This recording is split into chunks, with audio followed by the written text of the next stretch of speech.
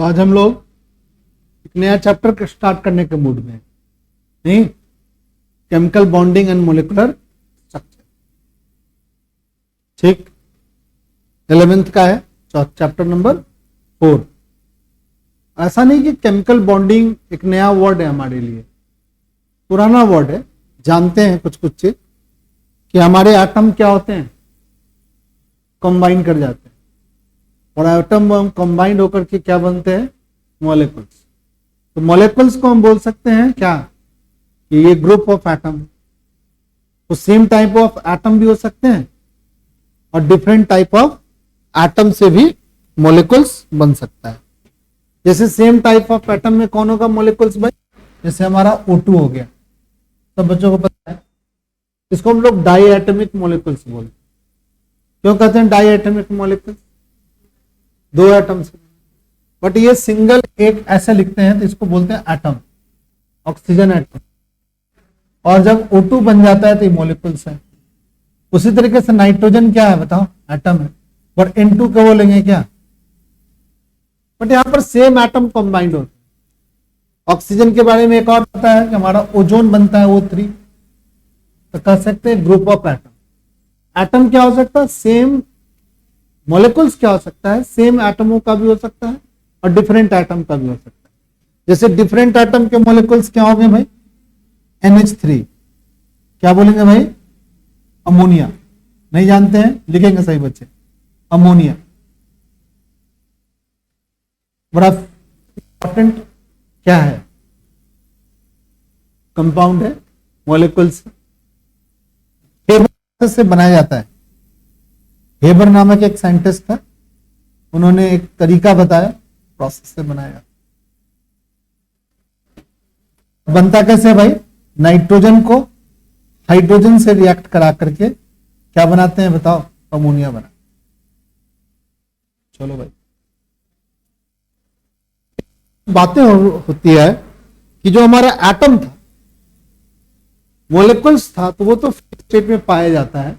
जैसे हमारे नेचर में क्या क्या मॉलिक्यूल्स पाए जाते हैं भाई, O2 पाया जाता है, N2 पाया जाता है, CO2 पाया जाता है। ये तो मेन कंटेंट है हमारे एटमॉस्फेयर में। और भी बहुत सारी चीजें हैं, बट ये मेन कंटेंट है, और ये सब क्या है, मॉलिक्यूलर फॉर्म में फ्री स्टेट में पाया जाता है। ऑक्सीजन हमारे शरीर में क्या होता है, यूज हो जाता है। नाइट्रोजन हमारे एटमॉस्फेयर का बहुत बड़ा कंपोनेंट नाइट्रोजन से बना है, ठीक है। और फिर हमारा कार्बन डाइऑक्साइड, ये भी हमारे लिए बहुत यूजफुल है, ठीक है। जरूरी है, बहुत ज्यादा जरूरी नहीं, पर जरूरत तो है इसकी भी। ये सबकी जो परसेंटेज हमारे नेचर को में है, वो सब मॉलिक्यूलर फॉर्म में है। क्या एटॉमिक फॉर्म में कोई एग्जिस्ट करता है सर? हाँ सर। कौन? वो नोबेल गैस। कौन कौन है नोबेल गैस भाई? हीलियम, एक नियॉन, ये आर्गन, ये क्रिप्टन, ये जेनन, ये सब नोबेल गैस। और इस नोबेल गैस की जो फैमिली है, इसके कॉन्फ़िगरेशन को थोड़ा आज हम चेक करते हैं। ये सब एटॉमिक फॉर्म में एग्जिस्ट करते हैं। ये क्या करते हैं, एटॉमिक फॉर्म में क्या करते हैं, एग्जिस्ट करते हैं, एटॉमिक फॉर्म में रहेंगे। कोई इसमें डाई एटॉमिक या मोलिकुलर फॉर्म में एग्जिस्ट नहीं करते हैं। तो भाई इसमें तो कुछ स्पेशल तो होगा जो एटॉमिक फॉर्म में एग्जिस्ट करते हैं। आदमी कहेगा क्या ऑक्सीजन एटॉमिक फॉर्म में एग्जिस्ट करता है? No sir. Nitrogen atomic form में एग्जिस्ट करता है? क्या कार्बन एटॉमिक फॉर्म में एग्जिस्ट करता है? No sir. तो ये एटॉमिक फॉर्म में कुछ तो बेसिक डिफरेंस हो। तो आजकल कहता है इलेक्ट्रॉनिक युग है। इलेक्ट्रॉनिक्स युग कहने का मतलब इलेक्ट्रॉन से चीजों को एक्सप्लेन किया जाए। पहले लोगों को तो पता ही नहीं था कि एटम से भी छोटे पार्टिकल्स होते हैं, बट आज के डेट में एटम से भी छोटे पार्टिकल्स होते हैं, ये हमें क्या है पता है। तो चीजों को हम उससे जोड़ा जा सकता है। और जब तक अपनी पढ़ाई को या किसी भी चीज को किसी चीज से नहीं जोड़ेंगे, तब तक आदमी जीवन में आगे नहीं बढ़े। ओके सर, कैसे? देखो, तुम अपने फैमिली से जुड़े हुए हो, धीरे धीरे तुम्हारी जिंदगी क्या हो रही है, अच्छी हो रही है, खराब हो रही है? अच्छी हो रही है ना, खराब थोड़ी हो रही है, अच्छी हो रही है। तुम बड़े हो गए, तुम छोटे थे, तुम बड़े हो गए। तो चीजों को जब किसी राइट जगह से जोड़ दोगे तो तुम्हें वो समझ में भी आने लगेगा, और धीरे धीरे धीरे धीरे वो अच्छाई की ओर बढ़ने लगेगी। तो हम भी राइट जगह से इसको जोड़ दें। तो हम अभी किस चीज को जोड़ना चाहते हैं, इन एटमों को क्यों नहीं फ्री स्टेट में पाया जाता है? और ये एटम क्यों फ्री स्टेट में पाया जाता है?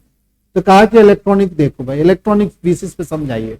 तो कहा गया ये हीलियम जो है ना, इसके पास 2 इलेक्ट्रॉन्स है आउटर मोस्ट ऑर्बिट में, 2 ही इलेक्ट्रॉन्स है, तो आउटर मोस्ट ऑर्बिट में 2 इलेक्ट्रॉन्स है। उनके पास में देखा गया क्या 10 इलेक्ट्रॉन्स है। तो 10 इलेक्ट्रॉन की जो अरेंजमेंट थी हमने 10th में भी पढ़ी थी और 11th में भी हमने अरेंजमेंट पढ़ा है, उसके अकॉर्डिंग हमने 2 और 8 का कॉन्फ़िगरेशन लिखा था। ठीक है, 2 और 8 का कॉन्फ़िगरेशन लिखा। अगर इसका कॉन्फ़िगरेशन हम ऐसे लिखे 1s2 2s2 2p, ये हमने 12th में पढ़ा है, सॉरी 11th में पढ़ा है। उसकी बात करें तो आउटर मोस्ट ऑर्बिट में कितने इलेक्ट्रॉन्स हैं? 8 हैं। इसके 8 है, इसमें 2 इलेक्ट्रॉन्स हैं। चलो भाई बात मान लेते हैं। आर्गन के पास 18 टोटल इलेक्ट्रॉन्स है। अगर इसका कॉन्फ़िगरेशन खींचे तो हमारी कॉन्फ़िगरेशन क्या आती थी भाई? 2 8 8। ऐसे देखेंगे इस सबके आउटर मोस्ट ऑर्बिट में ये 8 इलेक्ट्रॉन्स यहां भी हैं, इसके आउटर मोस्ट ऑर्बिट में भी कितने इलेक्ट्रॉन्स हैं? 8 है, और इसके आउटर मोस्ट ऑर्बिट में क्या है? अब इन सबों को चेक करते हैं भाई। ये तो यानी एक कॉन्सेप्ट बना सकते हैं कि जिसके आउटर मोस्ट ऑर्बिट में 8 इलेक्ट्रॉन्स हो जाएंगे वो नोबेल गैस के जैसा बिहेव करेगा, और वो एटम मोलिकुलर, वो एटम जो होगा वो फ्री स्टेट में पाया जाएगा, यही कह सकते हैं। अगर हम कॉन्सेप्ट बनाएंगे नोबेल गैस के कॉन्फ़िगरेशन को देख करके और नोबेल गैस को ये मान रहे हैं कि ये फ्री स्टेट में है, तो हमारे दिमाग को ये एक लॉजिकल एविडेंस मिल रहा है कि हमारे नोबेल गैस के जैसा कोई चीज अगर दिखेगा तो वो फ्री स्टेट में पाया जाए, क्योंकि नोबेल गैस फ्री स्टेट में पाया जाए। चलिए भाई, अब हम इन इलेक्ट्रॉनिक कॉन्फ़िगरेशन को देखते हैं। तो ऑक्सीजन के बारे में आपको पता है कि टोटल 8 इलेक्ट्रॉन्स होते हैं और कॉन्फ़िगरेशन जो बनता है वो 2 और 6 का कॉन्फ़िगरेशन बनता है। और इसके आउटर मोस्ट ऑर्बिट में देख रहे हो 6 इलेक्ट्रॉन, यानी 8 इलेक्ट्रॉन्स नहीं है। उसी तरीके से नाइट्रोजन का देखते हैं, टोटल इलेक्ट्रॉन 7 होते हैं और यहाँ कॉन्फ़िगरेशन 2 और 5 होता है। ये जो 5 है, यहाँ टोटल इलेक्ट्रॉन 6 होते हैं और टोटल यहाँ पर कॉन्फ़िगरेशन 2 और 4 होता है, यानी इस के जैसा ये सब नहीं है। अगर कोई आदमी पूछेगा कि ये क्यों नहीं फ्री स्टेट में पाया जाता है, तो तुम कहोगे सर इसका इलेक्ट्रॉनिक स्ट्रक्चर नोबेल गैस के जैसा नहीं है सर, इसीलिए नहीं पाया जाता। ठीक है, हम कहते हैं कोई आदमी कोई चीज क्या है एग्जिस्ट कर रहा है फ्री स्टेट पे, उसी के जैसा हो जाओगे तो फ्री स्टेट में एग्जिस्ट करोगे, बट उसके जैसा तो ये स्ट्रक्चर नहीं दिख रहा है, तो नहीं दिख रहा है इसीलिए अब फ्री स्टेट में। अब वो ये क्या चाहेगा भाई कि ये बन जाएगा इसके जैसा, इसके जैसा बन जाए। अब इसके पास 2 इलेक्ट्रॉन्स, कितने इलेक्ट्रॉन्स है बताओ? 8 इलेक्ट्रॉन्स है। इसको इसके नियरेस्ट नोबेल गैस के जैसा बनना चाहेगा। अगर हमारा ऑक्सीजन बनना चाहेगा, नोबेल गैस है, ये बनना क्या चाहेगा भाई? नियॉन बनना चाहेगा। ये कभी भी आर्गन नहीं बनना चाहिए। अब देखो क्या प्रॉब्लम होगा, अगर ये हीलियम बनना चाहेगा तो बताओ ये क्या करना चाहिए? इसको 6 इलेक्ट्रॉन्स को लॉस करना पड़ेगा हीलियम बनने के लिए। अगर इसको आर्गन बनने के लिए 18 यानी 8 इलेक्ट्रॉन 10 इलेक्ट्रॉन का क्या करना पड़ेगा? गेन करना। अरे 8 और 10 इलेक्ट्रॉन्स का गेन या लॉस ये संभव ही नहीं। यहां पर एक में 6 इलेक्ट्रॉन का लॉस है, या 8 इलेक्ट्रॉन का 10 इलेक्ट्रॉन गेन, ये संभव। क्या संभव है भाई? तो इलेक्ट्रॉनिक कॉन्सेप्ट को एनर्जी के कॉन्सेप्ट को समझने के बाद लोगों को देखा गया, पाया गया कि 2 इलेक्ट्रॉन को रिसीव करना आसान काम। तो 2 इलेक्ट्रॉन को रिसीव करने के लिए ये किसके जैसा बन जाएगा बताओ? नोबेल गैस नियॉन के जैसा बन जाएगा। जैसे ऑक्सीजन, ये जो ऑक्सीजन है 2 इलेक्ट्रॉन को रिसीव करेगा तो 2 नेगेटिव साइड चार्ज इस पर क्या हो जाएगा? जनरेट। ठीक है, अब ये ऑक्साइड के फॉर्म में क्या हो गया? नोबेल गैस जैसा एग्जिस्ट कर। अब इसको क्या चाहिए भाई? ये निगेटिव चार्ज हो गया, तो इसको कोई ना कोई पॉजिटिव चीज चाहिए, उसके साथ ये क्या चाहेगा? अट्रैक्ट होना चाहिए। तो सोडियम जैसा एक चीज आ गया। कौन आ गया? सोडियम। और सोडियम जब आया तो सोडियम पर एक पॉजिटिव चार्ज था। सोडियम क्या किया भाई? सोडियम का कॉन्फ़िगरेशन देखना चाहेंगे हम लोग, सोडियम का कॉन्फ़िगरेशन देखना चाहेंगे। इलेक्ट्रॉनिक कॉन्फ़िगरेशन से आपको पता चलेगा। इन्हें है कितने इलेक्ट्रॉन्स होते हैं, सब बच्चों को पता है। सोडियम तो बहुत प्यारा होता है यार। तो सोडियम की इलेक्ट्रॉनिक कॉन्फ़िगरेशन 2 8 और 1 का कॉन्फ़िगरेशन है। ये किसके जैसा बनना चाहिए? तो कहेगा सर ये बनना है किसके जैसा? बोलो, ये किसके जैसा बनना चाहेगा? बोलो, नियॉन के जैसा बनना चाहेगा। क्यों नियॉन के जैसा बनना चाहेगा भाई? क्योंकि इसके पास कितने इलेक्ट्रॉन्स है बताओ? 11। 11 का नियरेस्ट गैस कौन है? 10। तो सोडियम चाहेगा अपना 10 इलेक्ट्रॉन जनरेट कर लो। 10 इलेक्ट्रॉन जनरेट करके सोडियम क्या करेगा? 1 इलेक्ट्रॉन का लॉस करेगा और सोडियम आयन बनेगा। और यहां से ये दोनों आपस में क्या होंगे? इलेक्ट्रोस्टैटिक फोर्स से क्या होंगे? अट्रैक्ट हो जाएगा और एक मोलिकुल्स बना देगा, एक कंपाउंड बना देगा, जिसको हम बोलेंगे क्या? सोडियम ऑक्साइड, Na2 और O। सही बच्चों को समझ कैसे लिखा गया? ऑक्साइड की जो चार्ज है वो यहां चली आई, पॉजिटिव चार्ज। पूरे बातों को अगर हम समअप करें तो क्या किया? कोई भी एलिमेंट या कोई भी मेटल या नॉन मेटल क्या कर रहा है? अपने नियरेस्ट नोबल गैस के कॉन्फ़िगरेशन को गेन करना चाह रहा है, क्योंकि नियरेस्ट नोबल गैस को माना क्या गया? स्टेबल माना गया। नियरेस्ट नोबल गैस को स्टेबल माना गया, वो फ्री स्टेट में भी एग्जिस्ट कर रहे हैं। तो हम कह सकते हैं कि हमारा सोडियम ऑक्साइड जो है ये एक नया कंपाउंड बन गया, जिसमें इलेक्ट्रॉन्स का क्या हुआ है? एक्सचेंज हुआ है। ठीक है, इलेक्ट्रॉन कोई छोड़ा है और कोई क्या किया है? गेन किया है। तो अगर स्लाइड के थ्रू हम चैप्टर को आगे की ओर ले जाएं तो कह सकते हैं group of atom exist in free state. Group of atom, this group of atom is called क्या? मॉलिक्यूल्स। तो मॉलिक्यूल्स फ्री स्टेट में एग्जिस्ट करेगा। कौन है molecules? These are the molecules. ठीक है, एग्जिस्ट इन फ्री स्टेट। और हम जानते भी कि हमारे क्या होते हैं? मॉलिक्यूल्स फ्री स्टेट में एग्जिस्ट करते हैं। सभी बच्चों को पता है ये मॉलिक्यूल्स फ्री स्टेट में एग्जिस्ट करते हैं। अच्छा, नीचे क्या लिखा हुआ है भाई?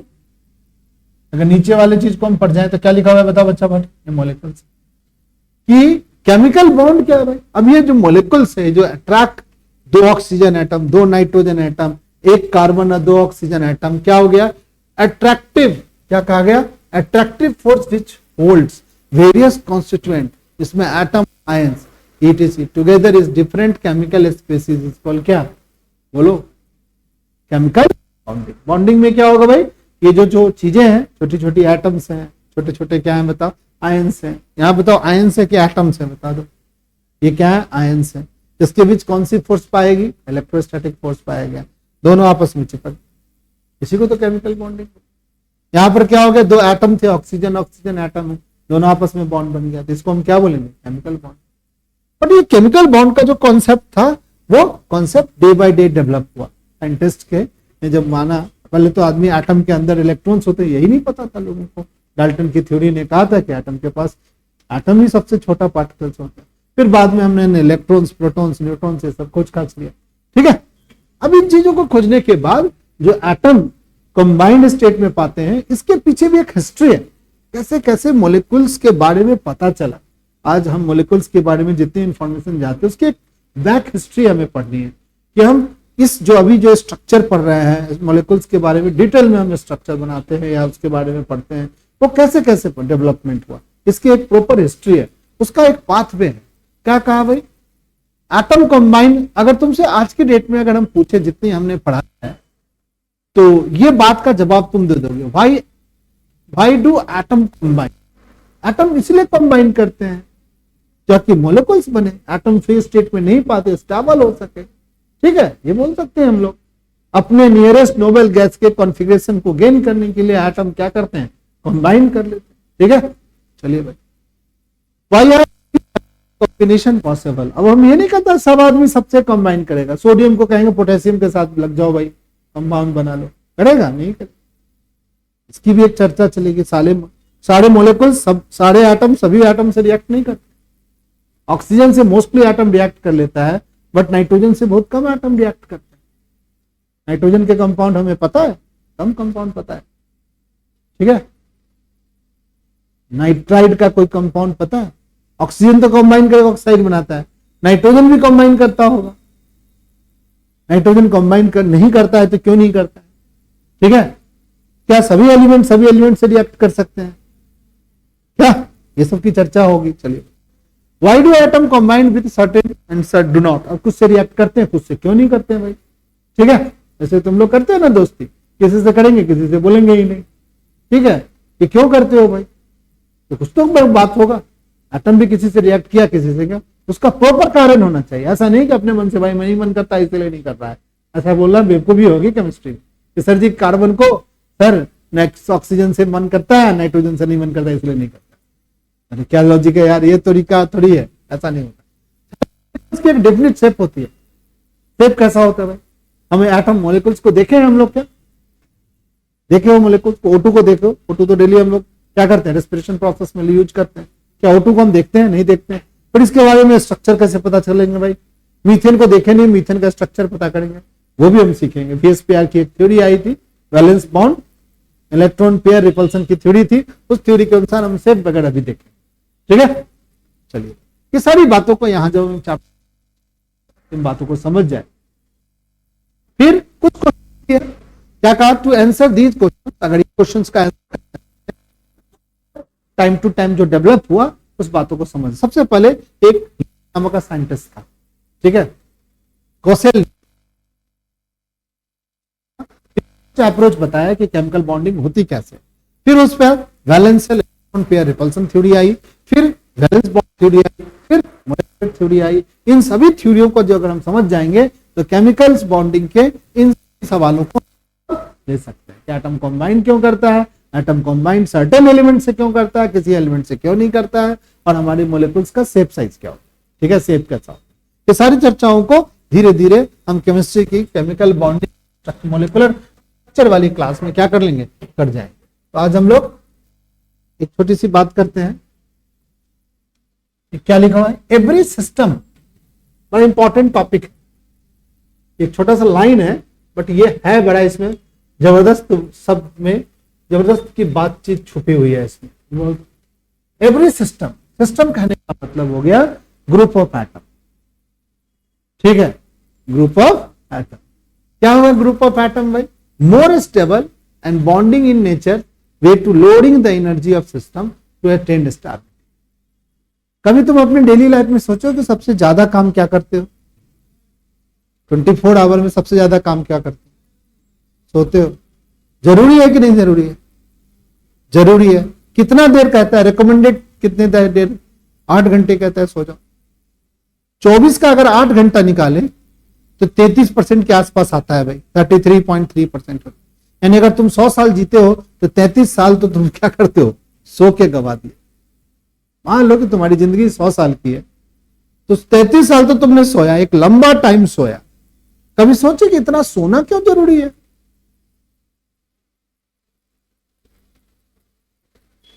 क्यों जरूरी है सोना? कहा गया कि सिस्टम जो होती है लोअर एनर्जी स्टेट पे रहना ज्यादा चाहता है, नहीं, और रहना भी चाहिए। सिस्टम की एक टेंडेंसी होती है कि अपनी एनर्जी को क्या रखे हो। I am also system. मान लो हम सिस्टम है तो हम सिस्टम क्या चाहेंगे, अपनी एनर्जी को कम करना। और सबसे ज्यादा एनर्जी कब कम रहेगा हमारी भाई? जब हम सोएंगे, इसलिए सोते हैं। ये तो फंडामेंटल नेचर है। ठीक है, तो फंडामेंटल नेचर को सब मानेगा। तुम भी सोओगे, मैं भी सोऊंगा, दुनिया भी सोएगी। सब आदमी क्या कर सकते हैं, 8 घंटे का नींद लेंगे। ठीक है, चलिए भाई। तो मोलिक्यूल्स क्या होता है, जो मोलिकुलर फॉर्म में जब एटम एग्जिस्ट करते हैं, मोलिक्यूल्स जब बन जाते हैं, उस समय देखा गया कि उसकी एनर्जी सबसे लोएस्ट है। तो मान लो कि आपकी पहले यहां पे एनर्जी है, मान लिया आप, ये 2 एटम है और इसकी एनर्जी यहां पे। अब क्या हो रही है बताओ, एनर्जी कम हो रही है, कम हो रही है, कम हो रही है, कम हो रही है। क्या हो गया, बॉन्डिंग हो गया। सबसे कम स्थिति में बॉन्डिंग। ठीक है, तो बताओ यहां पर मान लो कि 100 जूल था, तो 100 जूल घटते घटते क्या हो गया, -50 हो गया। तो 150 जूल एनर्जी क्या हो गए, निकाल दिए बाहर। ठीक है, अब हम कहां चले गए, लोएस्ट एनर्जी स्टेट पे। अब स्टेबल है। अब फिर तुम एनर्जी दे रहे हो, दे रहे हो, दे रहे हो, एनर्जी बढ़ रही है, भड़ाम टूट गया बॉन्ड। तो एनर्जी बनेगा तो क्या होगा, एनर्जी निकलेगी। एनर्जी को अगर दो एनर्जी अगर बॉन्ड बनेगा तो क्या होगा, हमारे मोलिक्यूल्स की एनर्जी कम होगी, तो एनर्जी को क्या करेगा, छोड़ेगा। ठीक है, चलो हमारे साथ तुम्हें दोस्ती करना है तो हम दोनों क्या करेंगे, मान लो कि हम दूसरे तरीके के नेचर के हैं, तो हम अपनी नेचर को भी थोड़ा बदलेंगे, तुम भी अपने नेचर को बदलोगे। मान लो कि तुम बहुत सोई नेचर के हो, अब मैं बहुत भाजू नेचर का हूं, बॉन्डिंग हो जाएगा नहीं सर। तुम अपना सोईपन थोड़ा छोड़ो, मैं अपना कुछ भाजना छोड़ दे, तो क्या हो सकता है, एक कोइंसिडेंस बनेगा कि हम दोनों के बीच क्या हो सकता है, थोड़ा रिलेशनशिप डेवलप हो। तुम अपना भाजना नहीं छोड़ोगे, हम अपना क्या करेंगे, सोई नेचर नहीं छोड़ेंगे, तब बॉन्डिंग वॉन्डिंग नहीं होने वाला है। ये सिंपल सिंपल सी बात, ठीक है, समझ गया।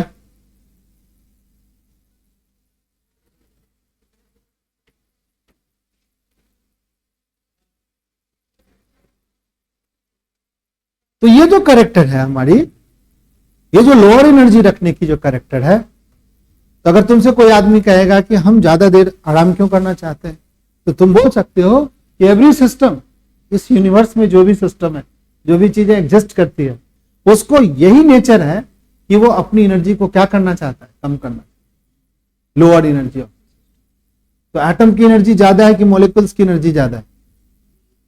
एटम की एनर्जी ज्यादा है, तभी तो एटम ने क्या कर दिया, अपनी एनर्जी को कम करके क्या कर दिया, मॉलिक्यूल्स बना, यानी सो गया।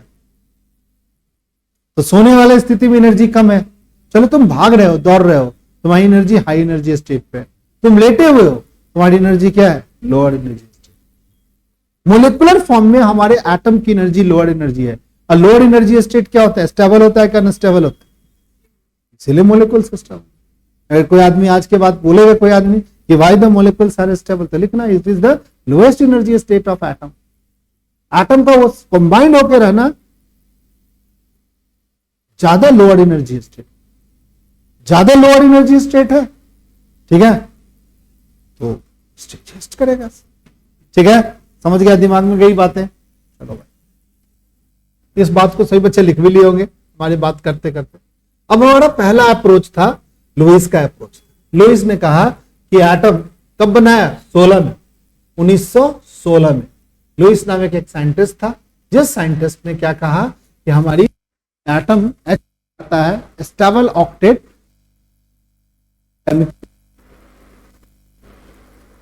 Bond form due to transfer, due to sharing. Transfer किसका होगा, इलेक्ट्रॉन्स का, और शेयरिंग भी किसका होगा, इलेक्ट्रॉन्स का। In this process each atom attain क्या, स्टेबल ऑक्टेट। हर एक एटम स्टेबल ऑक्टेट क्या कर लेता है, जनरेट कर लेता है।